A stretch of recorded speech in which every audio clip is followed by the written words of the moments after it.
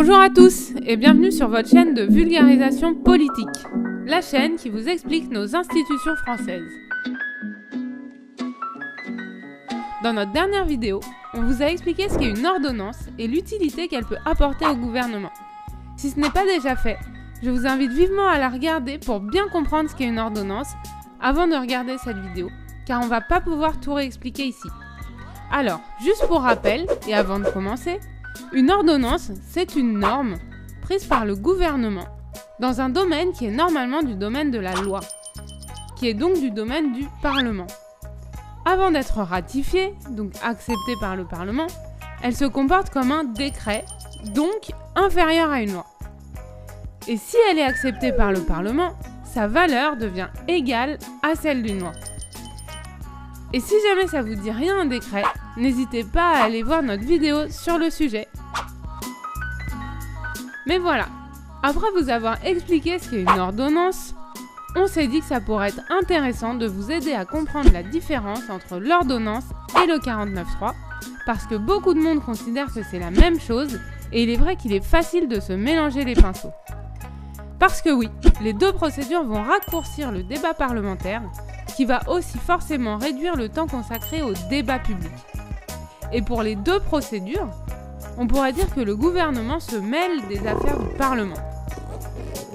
Mais en fait, ce n'est pas exactement la même idée derrière ces deux procédés, et notre but ici est de vous expliquer leurs différences.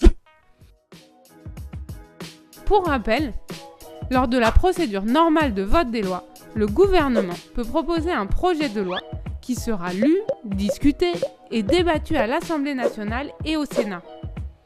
Les délais sont généralement assez longs pour que tous les parlementaires puissent prendre connaissance du texte et y apporter leurs modifications.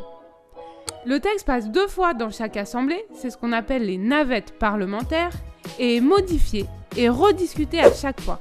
Pendant tout le temps de la discussion, le texte n'a pas de valeur légale, et une fois le texte voté dans les mêmes termes par les deux assemblées, le gouvernement doit mettre en place ses décrets d'application. Le texte d'arrivée est assez souvent différent du texte de départ, les députés et les sénateurs l'ayant modifié à leur image. Maintenant, passons à la procédure par 49.3, c'est-à-dire l'utilisation de l'article 49, alinéa 3 de la Constitution. Le début, c'est comme la procédure normale. Les parlementaires vont débattre, mais si le gouvernement estime que le débat est trop long ou qu'il pense que le texte ne passera pas, il stoppe le débat parlementaire et impose son texte par un 49.3 à l'Assemblée nationale. Et même si c'est possible pour les députés de refuser ce passage en force en votant ce qu'on appelle une motion de censure, un 49.3 n'a été censuré qu'une seule fois sous la Ve République.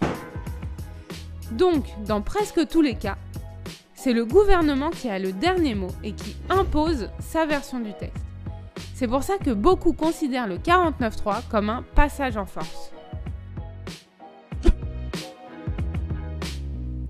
Enfin, pour finir, en ce qui concerne les ordonnances, le gouvernement demande en amont au Parlement l'autorisation d'écrire le texte avec un projet de loi d'habilitation. C'est le Parlement qui décide les délais de mise en place et les domaines du texte. Et enfin, une fois le texte rédigé en Conseil des ministres, c'est encore le Parlement qui décide de modifier le texte ou non, de l'accepter ou non. Comme on l'avait dit dans la première vidéo sur les ordonnances, le texte a une valeur réglementaire dès sa publication au journal officiel, c'est-à-dire dès sa signature par le président de la République en Conseil des ministres. S'il n'est pas contraire à une loi déjà existante, le contenu de l'ordonnance est donc applicable dès sa publication. Et généralement, les délais de présentation au Parlement sont plus courts que pour les lois normales. C'est une procédure qui est donc très rapide parce que le texte n'a pas à attendre de passer par les navettes parlementaires pour entrer en vigueur.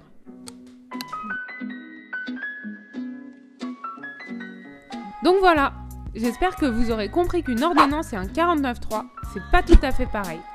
Dans la procédure par ordonnance, le Parlement donne bel et bien son accord au gouvernement pour qu'il mette en place le texte et peut accepter ou refuser la version finale du texte. C'est donc le Parlement, c'est-à-dire l'Assemblée nationale et le Sénat, qui reste maître du texte. Même si ce n'est pas lui qui l'écrit, il a le dernier mot. La réussite de l'ordonnance dépend donc de la couleur du Parlement. Il faut quand même que je précise quelque chose. Pour l'instant, on n'a pas parlé de la séparation des pouvoirs en place, qui font que théoriquement, seul le Parlement peut décider des lois. Les domaines de la loi sont encadrés par la Constitution, et les ordonnances permettent au gouvernement de passer outre ces restrictions, ce qui, de façon évidente, biaise l'équilibre des pouvoirs en faveur du gouvernement. Outre le biais apporté, le problème de l'ordonnance réside dans le fait que la procédure est utilisée pour aller vite et pour faire passer une mesure rapidement. Et qui dit rapidité, dit également diminution du débat public. Et du coup, l'ordonnance ne laisse pas franchement le temps aux différentes parties intéressées de débattre et de proposer des solutions alternatives aux solutions proposées par le gouvernement. La procédure par ordonnance ne laisse pas non plus la possibilité aux citoyens de s'intéresser à la question sur le fond et de se mobiliser pour demander autre chose. Et c'est ce manque de temps, plus que toute autre chose, qui laisse dans la population une impression de passage en force ou de non-respect de la démocratie et de l'opinion de chacun.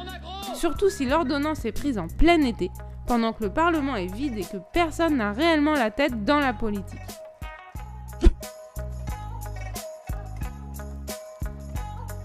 Avant de finir, j'aimerais juste résumer un dernier coup pour être sûr que vous avez bien compris.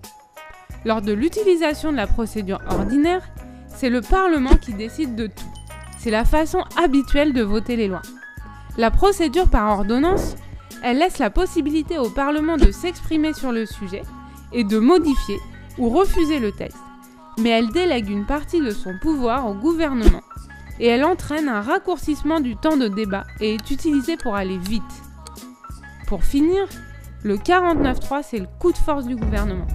Il stoppe complètement le débat parlementaire et impose la vision du gouvernement. Donc voilà, cette vidéo est finie et j'espère qu'elle vous aura plu. N'hésitez pas à mettre un pouce en l'air ou à nous mettre dans les commentaires s'il y a d'autres sujets qui vous tentent. Bientôt, on mettra en ligne une page où vous pourrez voter pour que nos revenus YouTube reviennent à des associations. Alors n'hésitez pas à nous suivre sur nos réseaux sociaux pour ne rien louper. Bonne journée!